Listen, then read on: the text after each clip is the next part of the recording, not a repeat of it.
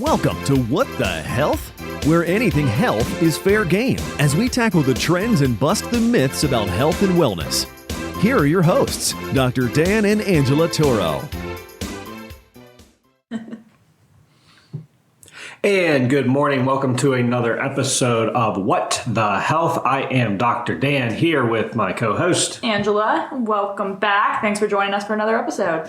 Should I get the disclaimer out of the way? Always. You guys know this by now, but we are here for informational purposes only, in no way offering individualized medical advice. Always talk to your trusted healthcare provider before making any changes to your health routine. And now that we got the boring stuff out of the way, we are going to talk about high-tech healing.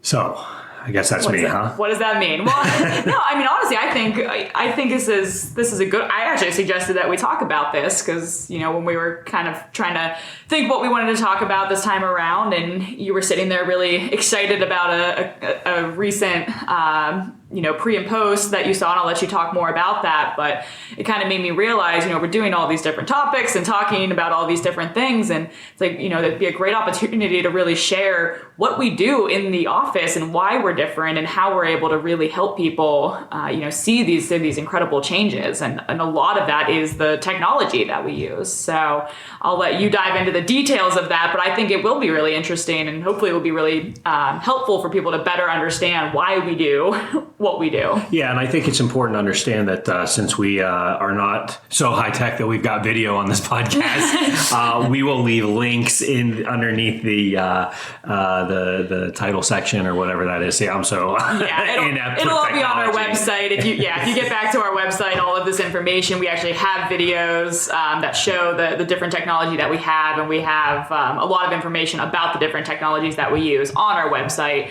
So ToroFamilyChiropractic.com. You can always find more information there to get a visual of some of the things that we will be talking about here today. Yeah, and I think when we go back and look at the history of chiropractic, really, started in 1895.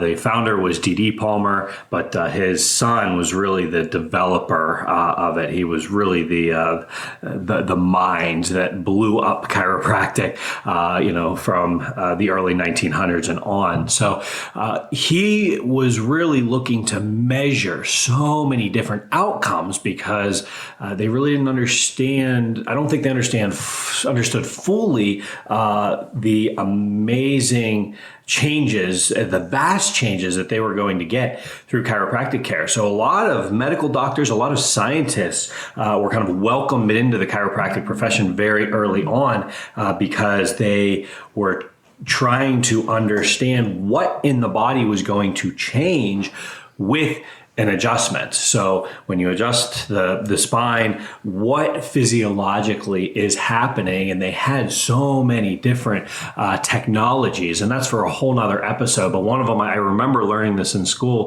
the neuroencephalomentigraph. That just rolls off the tongue. I know, it just rolls right off the tongue. I think there was actually another syllable or two in there, but it literally was an early form of EKG where they were measuring brainwave activity and trying to understand the changes, the physiological changes that they were getting from the adjustments. And so even back then, it wasn't just neck and back. No. Like so many people think of with, chiropractic, you think, oh, they crack your neck, they crack your back. So yeah, and that was an unfortunate, professional political move in chiropractic back in the 60s, 70s when Medicare was starting to open up and look at accepting chiropractic. There were some studies that our profession, I think, to our own detriment, jumped on, and we said, oh, look at this study. Look at these couple studies. It shows that chiropractic is really good for low back pain. And, again, decades later, it shows that, chiropractic really isn't much better than, your physical therapy, than your, Tylenol, your self-medication, for helping low back pain. Now, we know that, again, it's not just about the pain. It's about all the other incredible functions, which I'm going to talk about on this case study, that are going to improve in addition to, all right? But I always tell people when they're coming into the office, or I ask them, like, look, why are you looking for chiropractic care? If it's just pain management, hell, you can drink a bottle of Jack Daniels and feel better. Yep. You can pop some over-the-counter medication and feel better, reduce your pain. Yeah. But then again, most people understand I don't want to, they understand that it's masking. We're not really getting to a true, physiological healing change. And that's where, we want to look and utilize technology. And I think the best chiropractors, the best of any profession, is utilizing technology, to their, to master their craft and what they do. I always joke, do you want to go to a cardiologist that only uses his stethoscope? Or do you want to go to the cardiologist that uses the absolute best, newest ultrasound, contrast technology and, with CT scans and, which one do you want to go to? Or even better, do you want to go to a cardiologist that just goes off of how you feel? That's right. You feeling better? Great. Because how many people are feeling great before they, drop dead of a heart attack? The next day. Exactly. So, because that's when people are saying I'm not necessarily feeling better yet. Or they say, I'm feeling great, and then stop coming back. Yeah. So we know it's, okay, well, great. We do want you to feel better. Yes. But we also want to, again, use these technologies to make sure that, like you said, from from your nervous system, you're actually getting better and your body is functioning better. Yeah. And so you mentioned the nervous system, and the one way that we really look at this is infrared thermal imaging. So, in the breast cancer world, infrared thermal technology has become very big. I use this as an example, but basically you take a thermal camera, think of infrared, kind of think of the Predator. If you're all the different colors, the greens and reds. Yeah, exactly. So that's thermal imaging. You're basically creating a temperature. I think at the Science Center, isn't there a whole? Yeah, absolutely. Yeah, that's what always comes to mind. So you're looking at different colors, using a color spectrum to look at intensities of color changes, to reflect, the different variations in temperature. So we use breast cancer or breast imaging. They're using that as a way to look at asymmetries or differences in thermal changes that are reflective of circulation to the breast tissue. And if you're having asymmetric or increased hyperthermic variabilities to one area of the breast tissue, that can be indicative of a possible growth or abnormality that is a potential. So it is a very, very early detection. Now, what you have to understand when we're looking at this, infrared, it's not highly diagnostic of a specific condition or a specific illness. So the specificity of infrared thermal imaging, it's not very specific. So you do one test and you get, that test is either, true or false for a specific condition or a specific ailment. So because it's not specific, though, that doesn't mean it can't give us really good information. What it is it's highly specific for temperature variation. Okay, so that's what it's telling us. Well, what does temperature variation mean? Well, it can mean a lot of different things, but ultimately, temperature is under direct control of the nervous system because the nervous system controls the vasculature size, the diameter. If you think of a pipe, okay, is the pipe getting bigger, allowing more blood flow through it, or is it getting smaller, less blood flow? So that size of the vasculature going to a specific area of the body is under direct control of the nervous system. So if we are seeing vast asymmetries or vast differences, very hot in some area of the body, and we're looking at the skin directly over the spine. So if we have very hot in one area of the body and very cold in the other area, and there's a 2 or 3 degree or more temperature variation, that is reflective of a dysfunction in the nervous system. Now, again, doesn't necessarily tell us exactly where it is, or what it is, or what the underlying problem could be, but it at least is an indication of a dysfunction in the nervous system. Mm-hmm. So now we have to go and figure out, well, where is that? What could that dysfunction? Where could that dysfunction be coming from? Mm-hmm. So that's where then we add the next layer of technology onto that, where we use X-ray, but not just static X-ray, where we're standing standing still and taking a picture of our spine. Very important because we want to see structurally when you're standing up in a neutral position, how is your spine curved from the side, from the front? How is it aligned? That alignment is very important. Yeah, especially for hips. I noticed you can, with that still image of the hips, it's very easy for you to see kind of if there's a rotation and hips can be rotated up, down, left, or right, and we can see that very clearly by a static X-ray. So very, very, that tells us where. Very important technology. Yeah, so we have the static X-ray, but then we layer one additional technology onto that, where we want to look at not just the alignment, which is the structure of the spine, but we want to look at the function, the biomechanical function, the motion of the spine. And motion happens in two ways. It happens globally, so you turn your head left, turn your head right, and you see your head swivel. Okay, but then it also that's looking at global neck motion. You look to the left, look to the right. That's global neck motion. But then if you look at that under a motion X-ray, you can see each individual spinal segment. There's 7 bones that make up the cervical, the neck spine. Each individual bone will rotate a little bit to the left and rotate a little bit to the right. So we can see what we call intersegmental between the segments. We can see small discrepancies of where it may not be fully rotating left or may not be fully rotating right. And then we also look at that same motion X-ray from the side where, and again, you can go and look at links, that we'll post here in the podcast that will direct you back to examples of this. But then if you look at the neck from the side and have you bend all the way forward and look all the way up to the sky, you will see not just a global nodding your head, yes, no, but you will see an intersegmental movement of each spinal segment.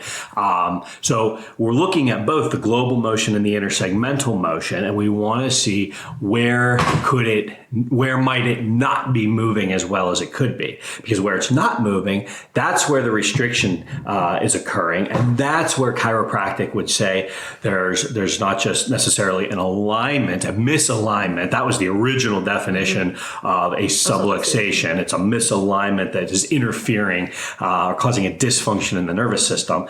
But we're taking it a step further and looking at the function. Is the spine moving or is it restricted? So the motion restriction, I think, becomes that layer that is so important to visualize and see how is the intersegmental motion between each spinal segment moving, or more importantly, not moving.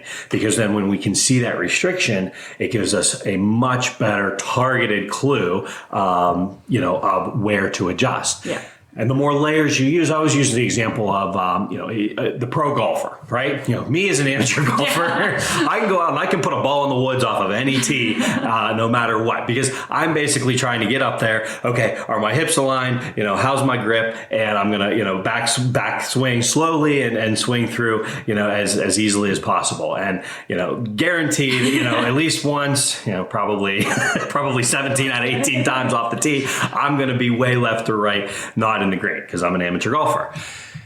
As you start to master that, you have the pro golfers who they're not just, aligning their hips. They're standing behind the ball. They're looking at the distance. They're measuring wind speed. Obviously temperature, outside temperature. Is it a wet condition? Is it a dry condition? How fast is the grass go? Is it cut super low? Do they have to avoid a specific, a specific hazard, water, sand, high rough? They're taking all of these factors into account to make a more targeted approach and a more effective, consistently, effective shot. That's what we're looking at when we layer this technology. We're looking at more variables, and the more variables we look at, we can make a more targeted approach to not just the customized care as a whole, but really the targeted specific adjustment that we're going to do, and not just where we're going to do the specific adjustment, but how we're going to do the specific adjustment. And when we do that, one of the things that we often hear in society is, I don't want to go see a chiropractor, because the myth is once you start going, you got to keep going the rest of your life, right? Well, that's again, it irks me, but I understand why, because a lot of people have gotten accustomed to, they go in, the analysis is the chiropractor runs their hand down the spine. They feel, with their hands just for areas of restriction or areas of swelling in the spine. And then they go, a couple times, pop, pop, pop down the mid back. They have you lay on your one side, pop the hips and the low back, lay on the other side, pop the hips, low back, lay on your back, crack the neck one way, crack the neck the other way. It's very non-specific. And it works for some people. Yeah. That's what's crazy. It works for some people. But when you get, the challenge becomes when you're unspecific like that, you will have a lot of people that, hey, they feel great for 20 minutes, maybe 24 hours, 36 hours, maybe 2 days. But then the body starts to, you didn't get to the underlying, one segment, you kind of, mobilize the entire spine. And motion to the brain inhibits pain. Okay. Did you get it? Let me say that again. Motion to the brain inhibits pain. That's why when you slam your finger in a car door, you stub your toe, what do you want to do? You want to shake it, right? You want to shake it. You want to try and grab your foot, because you just smacked it off of the, off the bedpost, and you want to try and rub it, because motion to the brain inhibits pain sensation. So that's why when you go into a chiropractor or a physical therapist, or you go to a personal trainer, you feel better after you work out, you're mobilizing the body. So you're creating a proprioceptive, that's what it's called. Proprioceptive is a sensory input to the brain, which inhibits pain sensation. Okay. So that mobilization of the spine, hey, you feel good. The challenge is, did you actually correct anything, or did you stimulate the spine enough to make someone feel like, okay, hey, I inhibited my pain for, a couple hours, a couple days, and now I feel like I got to go back. Versus now we're layering the targeted technology. We look at the infrared thermal scan. Did we make a neurological change that lasted from before the adjustment to after the adjustment, and then continues to change the next couple days? And then we look at the motion x-ray and we watch, did the spine unlock or not? Because you could not unlock the spine, mobilize it, pop, pop, pop, and still feel good, but not necessarily have a lasting correction. We want to look at how do we correct the spine as efficiently as possible, okay? Least amount of time, energy, and effort to the patient, and keep it that way for as often as we can, okay? So, all right, I'm going to take a breath. Any questions? No, but one of the things that I found really interesting in one of the seminars that I went to with you, and that I've noticed now with doing more of the scans in the office is, one of the things that you were saying is, because people always ask, is that a good scan or a bad scan? And I try and nicely say, stop reading it. Yeah, it's like, well, again, there's some different things that we're looking for, and sometimes people will see one that looks very intense and like, oh, what? That's bad. And what we really talked about was we want to see change. You don't want to see people getting stuck in a pattern, and that's something when you look at those scans. Which, if you're not sure what the scans are, again, go on our website. We have pictures of that. And the motion x-ray. If you haven't seen that, it is really, really cool. I enjoy just watching them. I mean, it's a really, it's just probably something you've never seen before unless you've been to our office, because it's not something you would have had exposure to. Well, and what's cool is, sorry to interrupt there, but what's cool is that, you can show that to a patient and show them like, this is how it's supposed to move. Look at this. Oh yeah, that's not moving. Yeah. So. And even without them seeing, quote unquote normal first, people will look at it and go, well, that doesn't look right. I mean, it's like right away you kind of just know like, oh, that doesn't seem like it's going the way it's supposed to.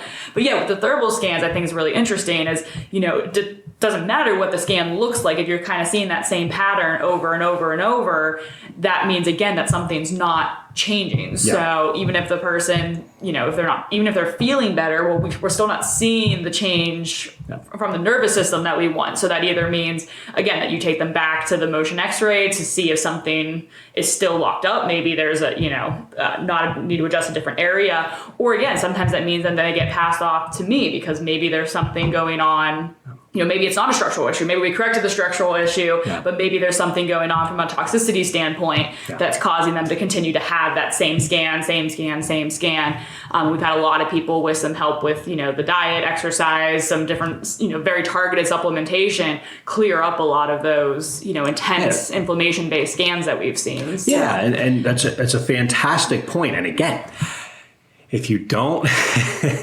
one of my favorite quotes from Dr. Pierce, okay, and we practice the Pierce results system. He didn't even like it being called Pierce results system. He liked it just to be called the results system because we're looking for results. And so he said, if you think you did something but can't prove that you did it, you probably didn't do anything at all. And so we are so adamant in the office about looking at these scans on a daily, every time you come into the office, we do an infrared thermal assessment. We do the motion assessment usually at the beginning, and then usually I do one a couple weeks in, 3 to 4 weeks in, and then, as needed from there. But, I'm getting more and more, okay, with this case I'm going to talk about in a minute, we've gotten to the point where it's like, okay, we're doing an adjustment, and then we're looking, again, doing a quick 5 to 10 second motion x-ray to see how your body is unlocked, because sometimes you feel it and sometimes you feel a big relief, but sometimes you don't, but it still is moving better. So, and that's the kind of stuff that we need. The motion x-ray tells a story of how your body is processing and changing. But back to your point about being stuck, okay, I talk to patients about this all the time. Your spine can be stuck from an intersegmental standpoint, and that's what the motion x-ray shows.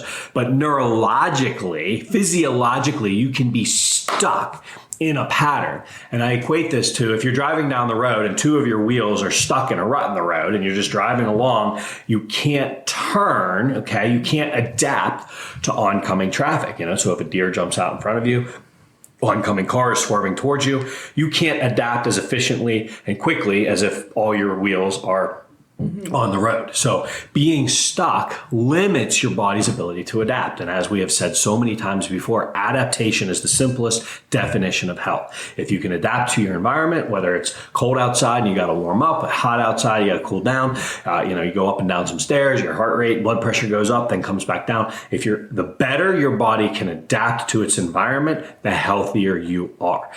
Infrared thermal imaging is a way to show, is your body processing? Is it adapting or is it stuck? Okay. We call it rigidness. Neurorigidity, neurologic rigidity is what we look at. So are you adapting, processing, or are you rigid?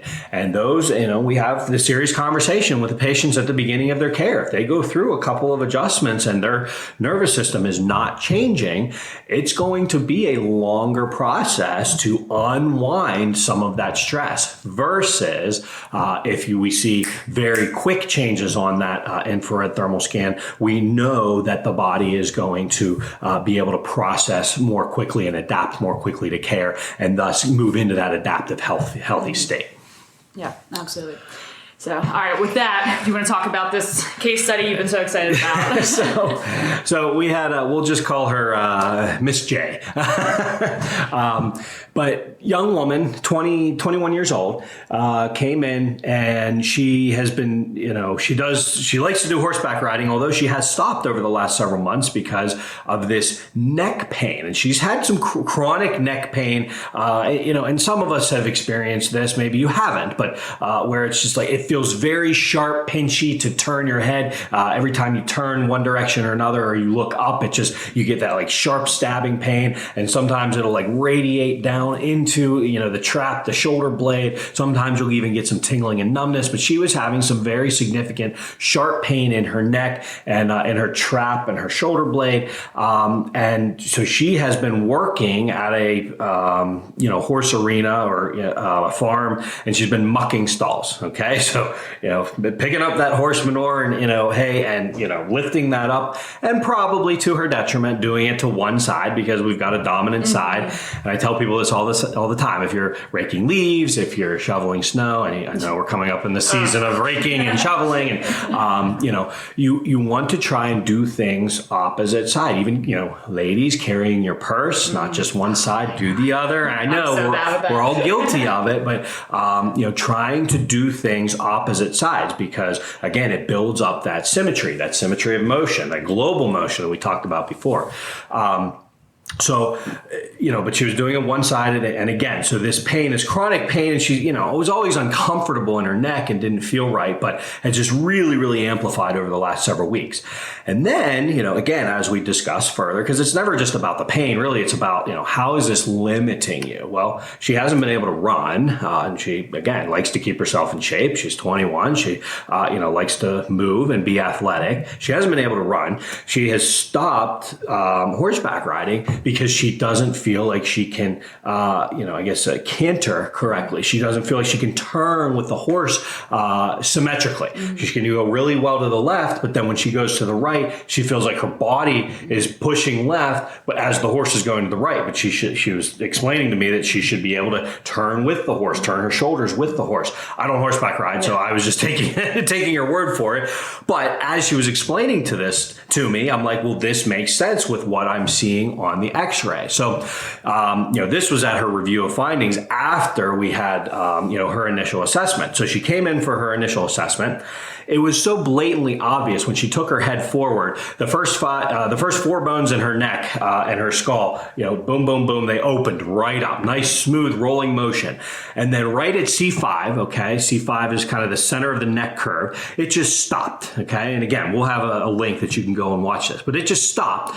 And then 6 and 7 below it locked up as well. Okay, so basically you had a nice smooth rolling curve, which is what it should do when you take your chin down to your chest. And then, it just stopped at 5 and created this restriction or this stacking. Okay, so they weren't moving appropriately. That was putting a stress on the spinal cord and the nerve roots that were leaving that area. And that restriction then was causing the pinching. So there was probably localized inflammation in there. A lot of reasons that it could have been restricted. And, it could have been something that was building over a long period of time. Could have been the recent one-sided mucking stalls, but for whatever the reason, it wasn't moving appropriately. So we went in there, we adjusted C5.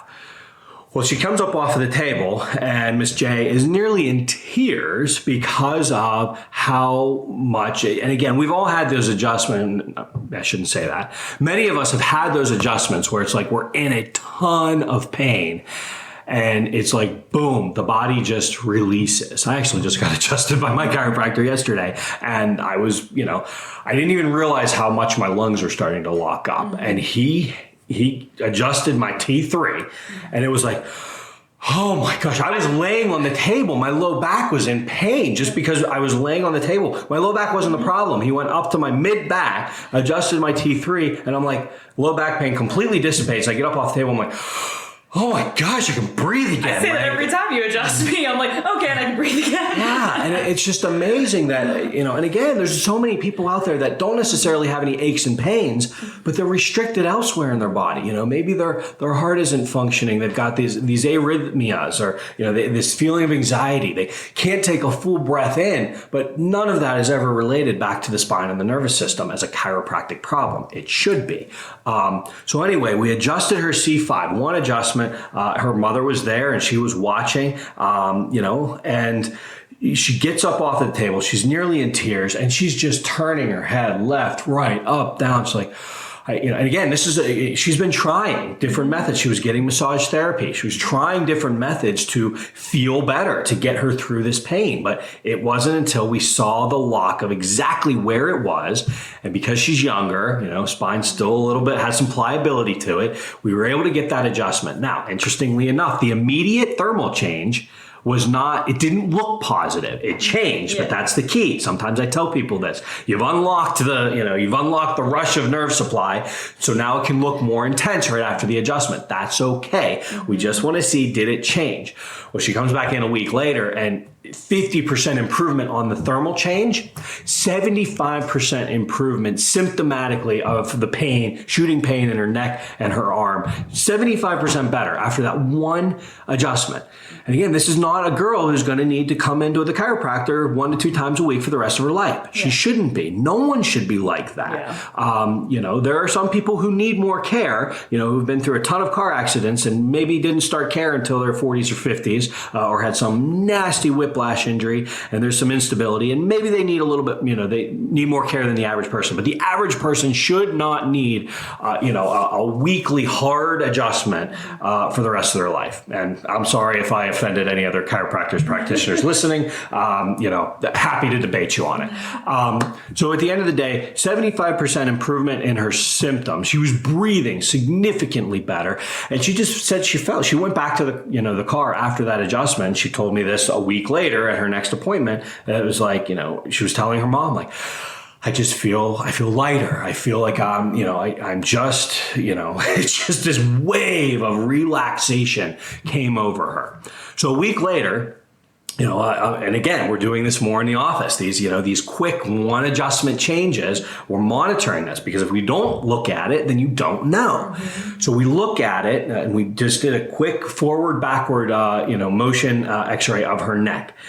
And almost 100% correction in the motion of the spine. Yeah, I mean, again, Joe Schmo, who doesn't know anything about x-ray, could look at this and say, wow, that's a massive improvement. She couldn't get her chin anywhere near down to her chest. And then the post one, I mean, it was just, Yeah, so again, go check out the link. We'll have it here in the, on the podcast links. But again, it's just incredible when you see it, as the practitioner, it gives me the absolute confidence to know exactly which segment I need to adjust. And then again, to have the symptomatic change. But even if she wasn't feeling 75% better, maybe she was some people only feel, 20% better, 10% better after a first adjustment. Some people don't feel any better. Some people feel a little bit more stiff, tight, but we were able to prove with the infrared thermal scan that healing was happening. Mm-hmm. I like that. Healing was happening. Okay. And that's where, the technology, when you start to layer that analysis, the more variables you look at, and the more you can be specific with your adjusting, the better, more efficient results you're going to get. And that's where the high-tech healing comes into play. I would love to be able to get to the point of, working with hospitals where we could actually do functional MRIs, because a functional MRI actually looks at circulation, lymphatic flow, cerebrospinal fluid. That's the fluid that bathes the brain, and they look closely at that in concussion, traumatic brain injuries. I would be able to love to track, because there has been some research, very early research showing that adjustments to the neck, in a very proper, effective way, improves that, bathing of that flow, that cerebrospinal fluid flow through the brain and spinal cord, which is fantastic for healing of those traumatic brain injuries. So, but looking at those functional MRIs, looking at, all of these different factors, it would be so cool to have chiropractors be able to partner with these scientists and, and medical doctors to be able to look at this stuff more as a team approach to healing, mm-hmm. and not just, no, my method works. No, my method works. How do we blend that all together to get the best result for everyone who's coming through the doors? But at least at this point in time, we do have, a very, very effective approach where, we're getting 95 to 99.9% of people significantly better, and turning their health around. Yeah. Okay? And, I love when it happens in one adjustment, not necessarily the standard, but we knew it was happening, because of looking. Okay. We did the analysis and we knew where to look, and we saw the result. And in this case, very blessed to see that it matched the symptomatic improvement. So, okay. Now I'm tired. But it really does. I think that was just a great representation of why we do what we do. We're not just about getting the technology just for, because we want the latest, greatest thing. It's not just the bells and whistles. In fact, you get, there's reps all the time being like, oh, I have this.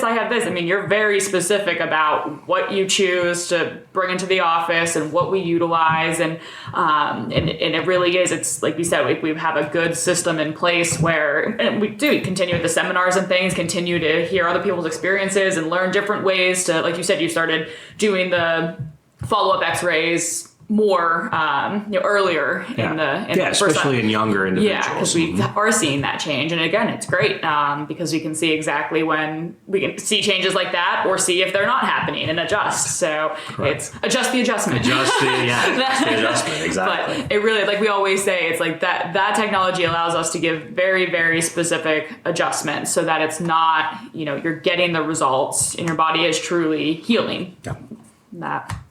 High-tech healing. High-tech healing. So if you know someone, a lot of you listen to this, are already current patients of ours, and we thank you for being, committed members to your health and healing. But if you know someone who is looking, is resonating, looking for this, they're looking for answers, solutions to their health and well-being, do not hesitate to, send them to the website, Turo, Turo, familychiropractic.com. And again, I am happy to do a consultation. Anyone across the country, anyone across the world, I am happy to do a consultation, and if we can't help them directly physically, hopefully we can find them someone who can. But I want to thank you so much for joining us as always, and you share in my excitement for what I do and being able to help individuals get healthy and stay healthy for a lifetime. So with that being said, I am Dr. Dan, here with Angela. Thank you guys so much. We'll see you next time. See you at the next What the Health podcast. Take care. You've been listening to What the Health with Dr. Dan and Angela Toro, brought to you by Toro Family Chiropractic. To learn more about the resources mentioned on today's show or listen to past episodes, visit www.whatthehealth.world.